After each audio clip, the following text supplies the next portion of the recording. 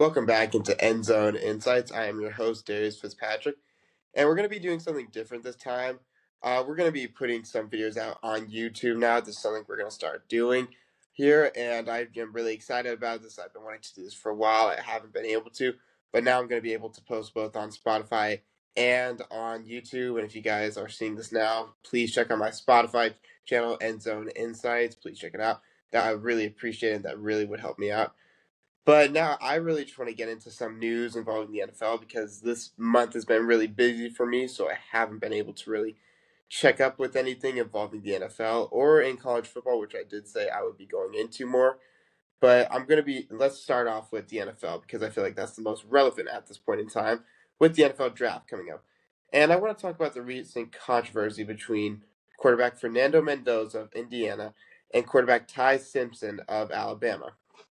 Now, recently this week, we saw ESPN analyst Dan Orlovsky go on Get Up and say he believed that Ty Simpson was the better QB in this class, and if it was his pick, he would pick Ty Simpson. And that was after analyzing both Fernando Mendoza's tape and Ty Simpson's tape over the course of the 2025 seasons. And I'm not saying this is an absolutely terrible take. I understand where he's coming from. I do believe that Ty Simpson has more traits that are better for the NFL. I do believe that. However, there are just some things that I would argue with Dan Orlovsky on this take that Ty Simpson is going to be better than Fernando Mendoza in the NFL. One, this is the first thing I would say. Ty Simpson only had 15 starts in college football, so he had a one seat, and he was only a starter for one total season.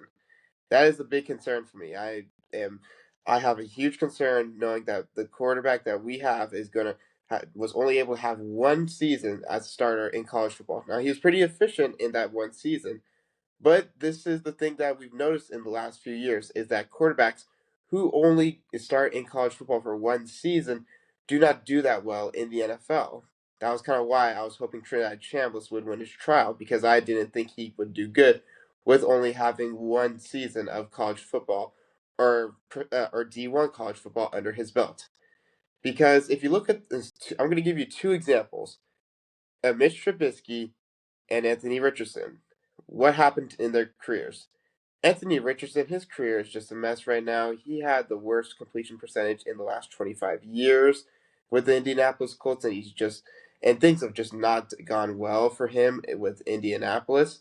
Mitch Trubisky, things were a little bit better. There were some bright spots in his second year with the team. However, things just never really materialized with him in the NFL, and he's now a backup. He's a good backup. I would trust him as a backup, but it just hasn't worked out for him as the second overall pick that people were hoping he would be in Chicago. And then in Pittsburgh, where people thought he was going to work out, which that didn't work out, which they handed the keys off to Kenny Pickett, which also did not work out. But anyway, what the point I'm trying to get across is that QBs who do not play enough in college football or do not play enough games in college football do not pan out well in the NFL. They need that experience. And that is the difference between Fernando Mendoza and Ty Simpson. Fernando Mendoza played multiple years at Cal, and even though he wasn't the Heisman Trophy winner we know him as today, he still played pretty efficiently at Cal.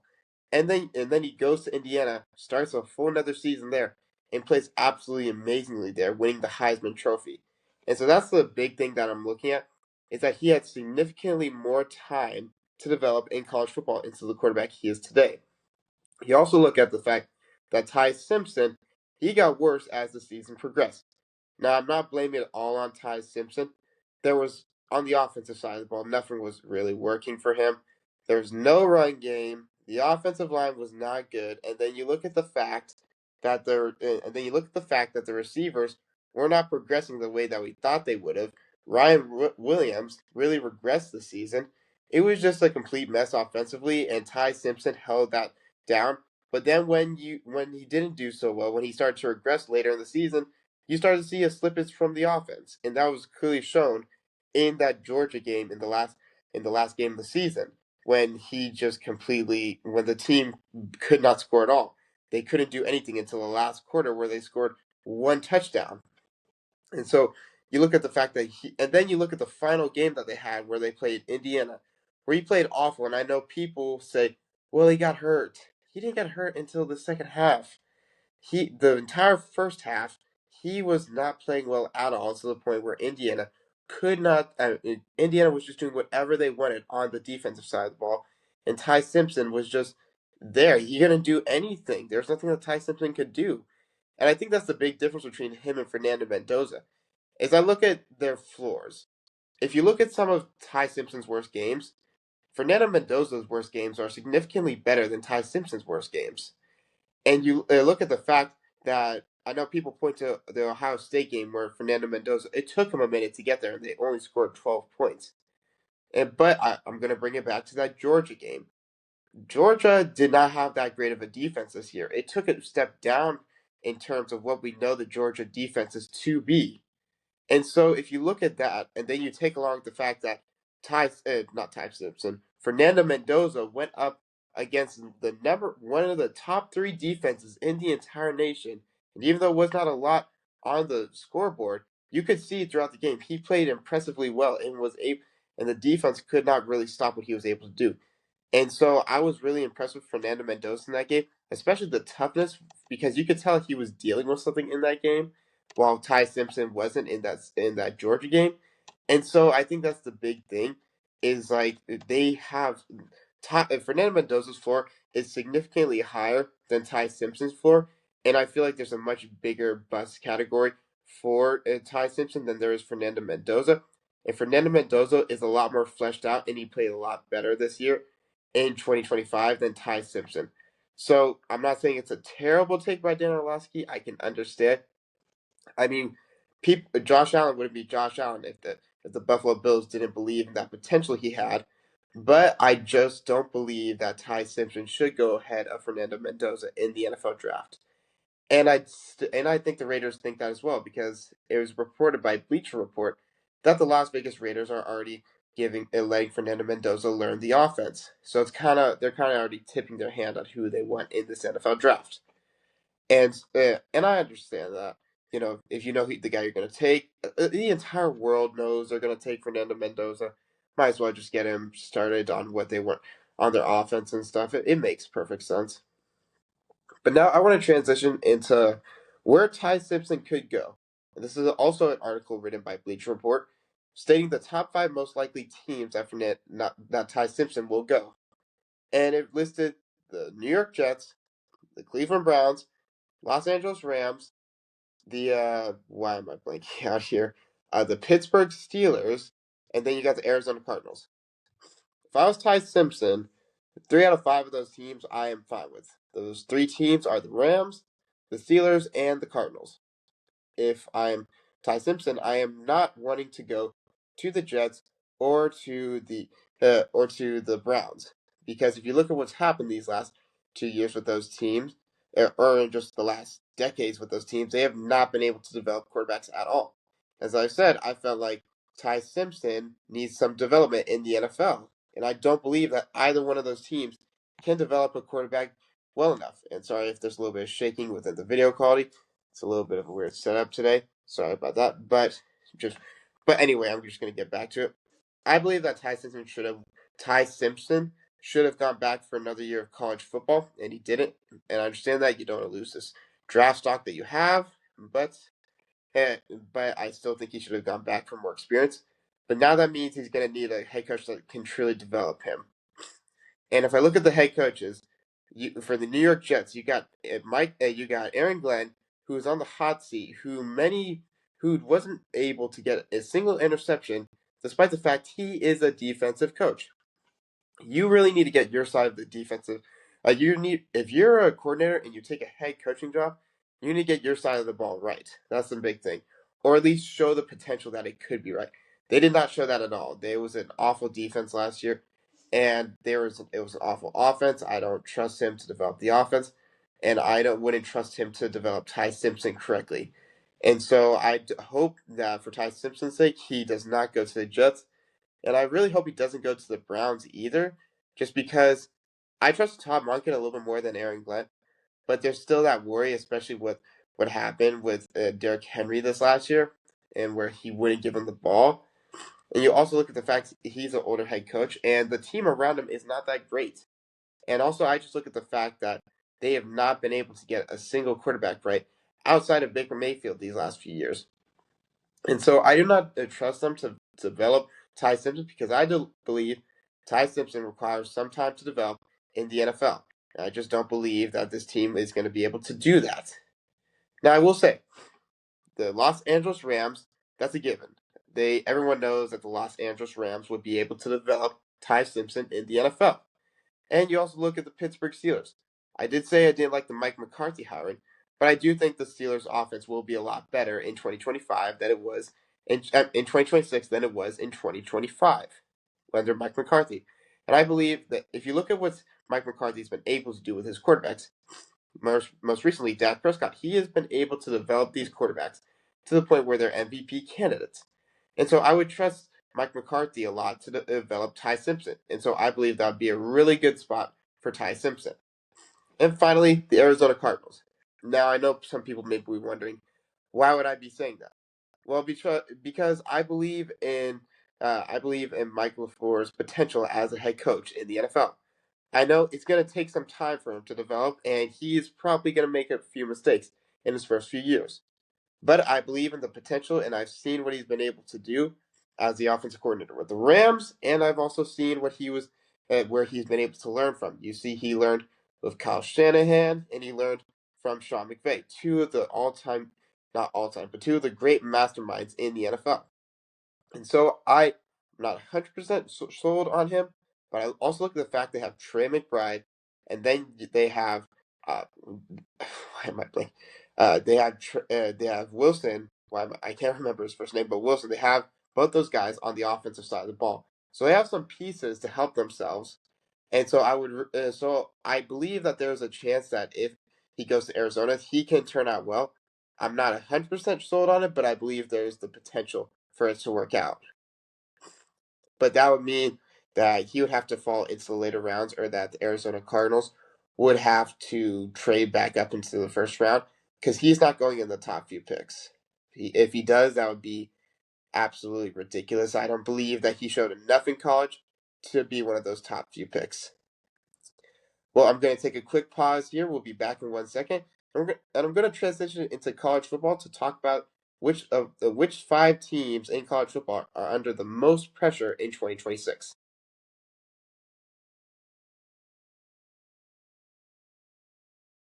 Welcome back into End Zone Insights. And after talking about some NFL, I felt like this was a good time to transition into some college football.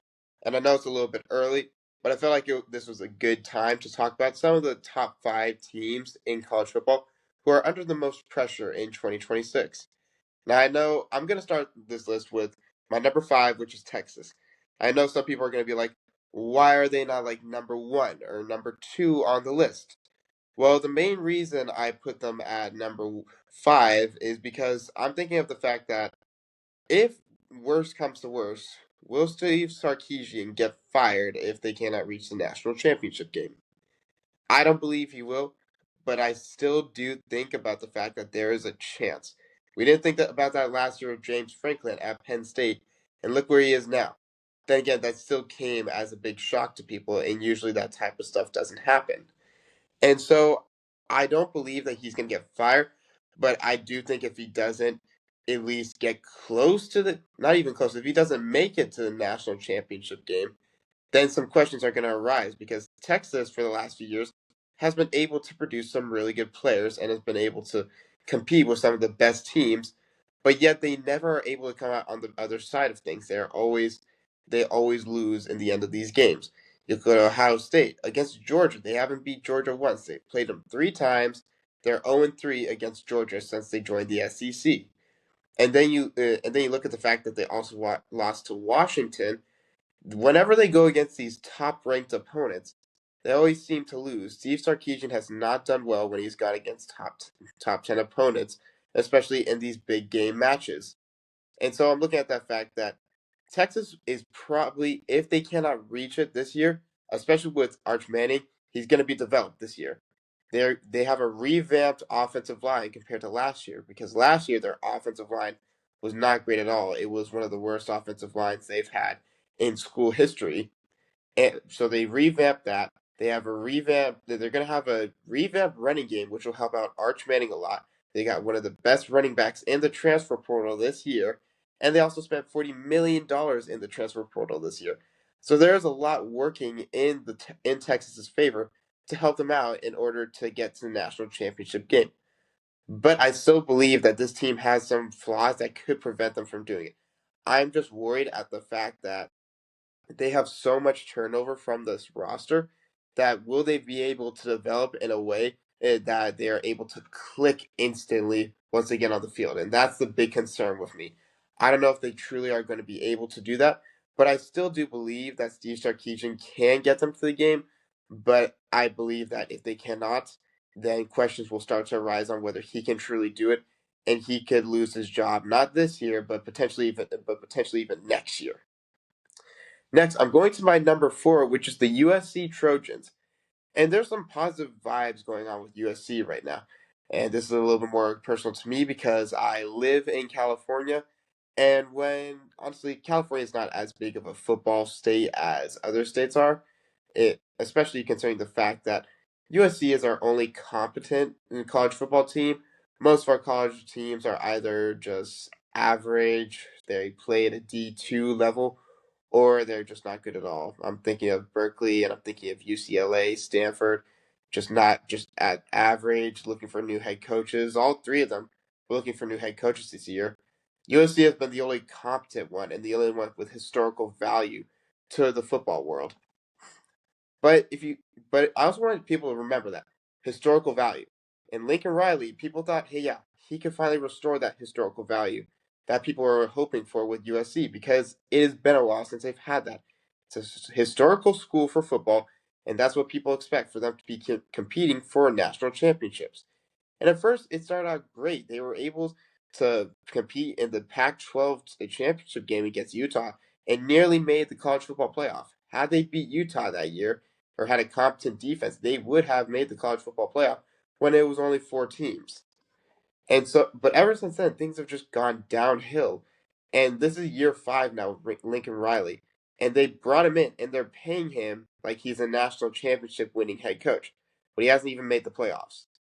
And so I believe that what Lincoln Riley needs to do this year, he needs to get his team to the playoffs. If he does not, I full on believe he will be fired. Because USC, they were probably already thinking about firing him, not this year because they showed great progress this year in the Big Ten. But the year before, they were not good at all that year.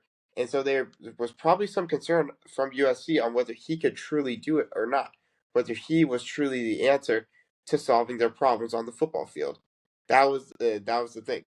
And so I'm looking at this, and they have their quarterback. Their defense is revamped. It's better than it has been the last few years. They are getting a new defensive coordinator, which has caused me some concern because they were finally getting to being a stable defensive unit, and now they just lose their defensive coordinator. Now there's still a chance that Lincoln Riley could still be able to adjust to having a new defense, but that is cause for concern for me. But you also look at the fact USC had the number one ranked recruiting class this year. Along, they're also very active in the transfer portal this year. So you take those few things together. You also go with the fact that they in college football they have the most returning starters out of anyone. So when they get on the football field, they will be completely prepared and ready to go against anyone. And I feel like this team is ready to make the college football playoff and even compete for the Big Ten. Now, I do say that with a bit of hold because I still have my concerns about Lincoln Riley, whether he can truly do this. And if he can't do this, I fully expect him to be fired because everything's working in his favor. This is the best roster he has had since he has gotten to USC. And if he can't do it now, I don't believe he ever can. And just making the playoffs, that's the basic thing. They're a program that's just looking to and that's they're a program that looks to be winning national championships. If you can't even make the playoffs, then what are you even doing there at USC? So that's why I placed them at number 4. The reason I didn't place them higher was because they just need to make the playoffs. That's about it. Now I'm going to go to my number 3, which is Florida State. Now it's kind of similar with Lincoln Riley with Mike Norvell. They both need to make the playoffs. Otherwise, I believe they will both be fired.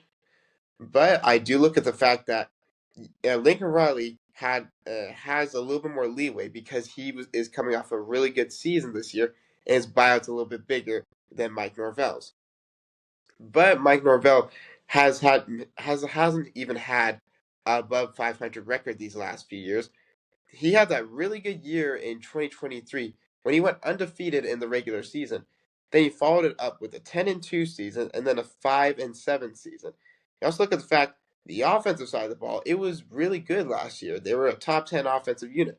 And then you look at the fact their defense was a top 40 unit. And so you take that all together and then you wonder, how does this team go 5-7? Well, turnovers. They weren't able to get turnovers, and they gave up multiple turnovers every single game. Well, not every single game, but they gave up a lot of turnovers in the 2025 season. And so you look at that, and it's the same thing with USC and Texas. They are looking to compete for national championships, and they're just not, and they're not looking for a rebuild because this has just been looking like a complete rebuild for Florida State, but they really shouldn't be. And you look at the fact they've been firing coaches left and right on the offensive and defensive and special teams unit at Florida State.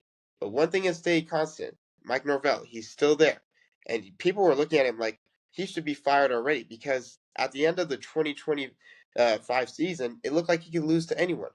The Florida Gators had only won 3 games that year, and they lost their head coach because they fired him, and yet they destroyed them. Florida Gators destroyed the Florida State Seminoles, and so you look at that, you're like, okay, the lows are really low with this guy, but the highs are really high. But recently, he has not been able to do anything for this program. He's just brought this team downhill, and so I could fully see him getting fired mid-season from Florida State. And a lot of people would be looking for the Florida State job because this is a very big program. But I do think that if he cannot at least show that he can make the playoffs, he will be fired this year. And if it starts out the way that the 2023 season started, or for halfway through the season, and it's not looking too great, like let's say it's their 4-3, or let's say they're 3-4 or something like that, I think he is going to get fired because he will not make the college football playoffs at that point, and they will be looking for their next head coach. Next, we're going with number 2, and I went with LSU. And now I understand people would understand this. Some people would say maybe they should even be number 1 on this list.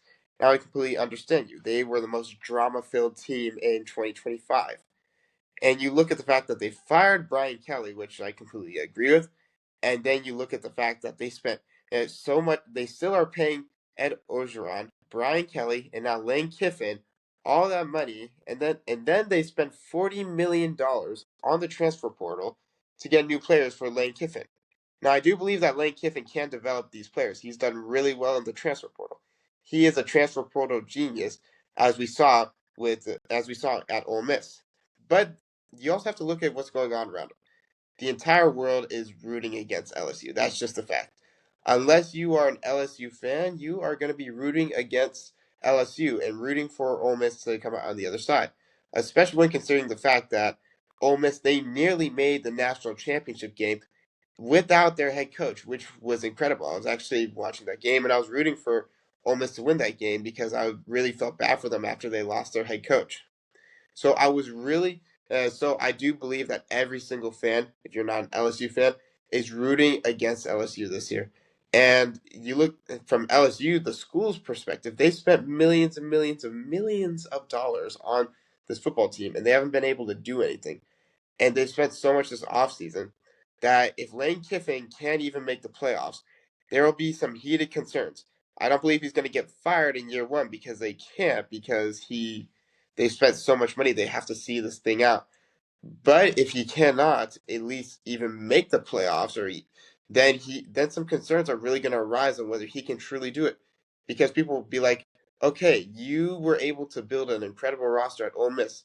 Why can't you do that here? Or maybe be like, okay, was it really you or was it the Ole Miss roster? Those are the type of questions that are gonna pop up if Lane Kiffin cannot produce at LSU. Now, I believe that Lane Kiffin can succeed at LSU just based on the fact that you look at it's the same conference he was at before, and it's the same conference. Uh, he has better tools than he had at Ole Miss, and he's going to be able. And there's also that sort of historical value, so that's going to help him out a lot in terms of what the public perceives him to be. And so I do believe that this could work out for Lane Kiffin almost instantly. I do believe that this team can win a college football playoff game this year. Now, can they win the national championship this year? No, I think it's a little bit too early to say that in the Lane Kiffin era. But I do believe that this team can fully win a playoff game in 2026. But if they can't even make the college football playoffs, there's going to be some really, really, really big concerns to pop up. And in order to save his job in 2027, he would have to either be right there in the college football playoffs to make the national championship game or win it, or make the college football national championship game. Those are the scenarios that I see if this thing does not work out with Lane Kiffin at LSU. That's why I put him at two. But at number one, and the reason I put them at number one is just what's been going on these last few years. And I think people can see the trend. A lot of these teams, I have been saying, the reason I put them there is because of the historical value with these teams and what fans of those teams are expecting from them year in and year out. And so that's why I put Alabama number one. I don't think any other team has as much historical value as Alabama in terms of football.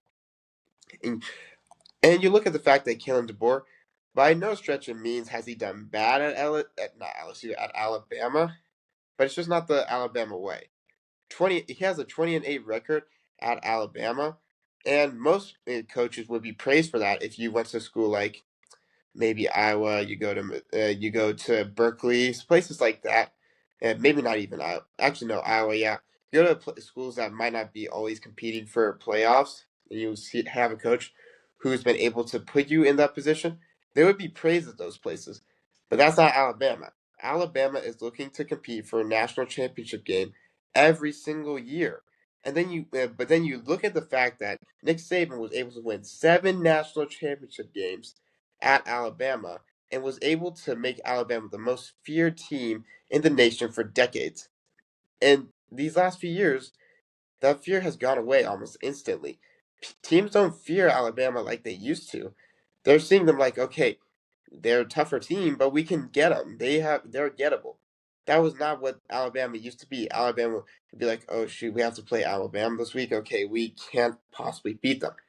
They have now progressed into a team that has the potential to lose to any team any week. It's any given Saturday, and if, it used to not apply to Nick Saban because it was like, oh yeah, they can't lose to these type of teams.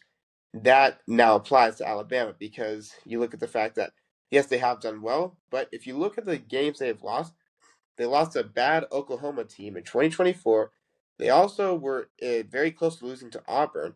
They got destroyed by Georgia in the SEC championship game. And then when Michigan was in a complete rebuild in 2024, they lost to them still. And so you take that all into account. And then you look at the fact that they lost to Indiana 38-3. They only scored 3 points in that entire game. They let up humongous games in the run game. They barely got any incompletion for Fernando Mendoza. He literally didn't. He had more touchdowns than incompletions in that game. There's no fight from the team whatsoever. I think that's the main point I'm trying to get around is that in these losses, they have not looked well at all. They have been terrible, horrible losses, and then they don't have that fight like they used to in recent years. And you also look at the fact that if you look at their offensively, it was really all Ty Simpson. Had it not been for him, this team would not have even made the college football playoffs because their offense was anemic. And so you look at all that, and they lose Ty Simpson this year. Now they are revamping their team, but can Kalen DeBoer truly do that? Because people were thinking he should be fired, even when he was close to competing for the college football playoffs last year. And so if he's looking like okay, if it's the same thing next year, where it's like okay, he's competing for the playoffs, but he's not competing for a national championship game, then let's say they lose in the college football playoffs, or they don't even make it, he's going to get fired. I'm 100% guaranteed of that because Alabama was already looking at that. And then you look at the fact that he has not been able to produce the team that people expected of him, especially since you go into Washington and stuff, and you're able to make the national championship game. Alabama fans are like, why can't you do that here? Why have you been? Why have you not been able to build a roster around with much more resources than at Washington than you were over there? Come on. And so I see this, and I think that I truly do believe that if he cannot be looking like a team that can be competing for a national championship this year, he will get fired. And so will the rest of that coaching staff. Because at Alabama, they're expecting perfection. If it's anything less than perfection, then they are going to flip out and they're going to want you gone. They already want him gone. If they can't even compete for a national championship this year, then his chance at Alabama is going to be gone. Well, that's going to wrap up this episode of End Zone Insights. I hope you guys enjoyed. What that ranking is from the Smoke Signal at Ripon. That you guys can check that out. It's essentially the same title. Top 5 college football teams under the most pressure in 2026. Check that out. I would really appreciate it. But more episodes will be and more content will be coming out on YouTube. Hope you guys enjoy, and I'll see you later.